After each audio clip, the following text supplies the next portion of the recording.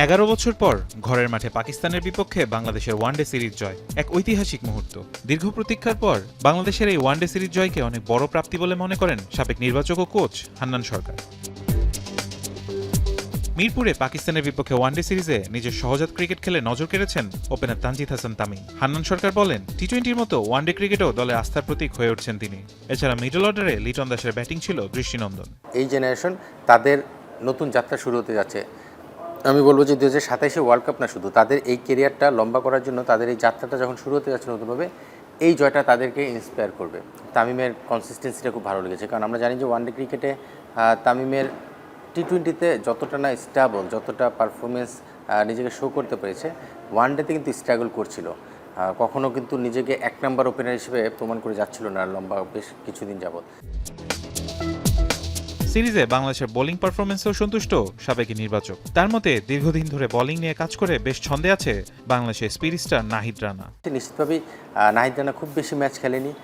White ball cricket কেমন করবে সেটা নিয়ে সবার মধ্যে একটা ডাউট ছিল। এই টুর্নামেন্টটা অন্তত আমাদেরকে কিছুটা ভরসা দিয়েছে যে না, নাহিদ রানাকে আমরা চাইলে প্রস্তুত করতে পারি ম্যাচ খেলানোর মাধ্যমে।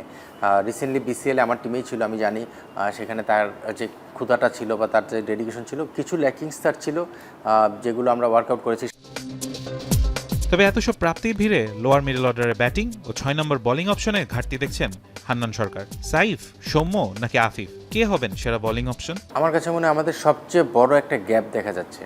যদি আমাদের এই দলটা দেখেন, সবচেয়ে বড় যে গ্যাপটা সেটা হলো 6 নম্বর বোলিং অপশন। কারণ ওয়ানডে ক্রিকেটে আপনি যখন একটা ভালো উইকেটে খেলতে যাবেন, যেখানে 300+ রান হবে, 350 রান হবে, তখন আপনার 5 জন বা 50 ওভার বোলিং হাতে নিয়ে ঢোকাটা খুবই চ্যালেঞ্জিং হয়। তখন নিশ্চিতভাবে আপনাকে 5 থেকে 7 ওভার আরও বেশি নিয়ে ঢুকতে হবে।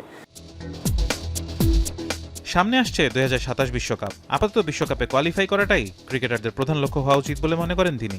সেই সাথে জানালেন অধিনায়ক মিরাজকে নিয়েও দলের আস্থার কথা। আমার মনে হয় যে টিমের গোল তো একটাই, ওয়ার্ল্ড কাপটা আগে ইনশিওর করা, তারপরে ওয়ার্ল্ড কাপে ভালো খেলার তো বিকল্প নেই। বিকজ স্বাভাবিকভাবে একটা কষ্ট তো আছে এখনও যে টি-20 ওয়ার্ল্ড কাপ আমরা পার্টিসিপেট করতে পারিনি। মিরাজের ক্যাপ্টেন্সি যে বিষয়টা, প্লেয়াররা কিন্তু মিরাজকে ট্রাস্ট করে, প্লেয়াররা কিন্তু মিরাজের উপর ভরসা রাখছে। মানে মাঠে আপনি ইম্প্যাক্টগুলো দেখলে বুঝবেন, ক্যাপ্টেনের উপর ভরসা না থাকলে কিন্তু এইভাবে এফোর্ট দেয় না প্লেয়াররা। ফারহান ইহসান, এখন, ঢাকা।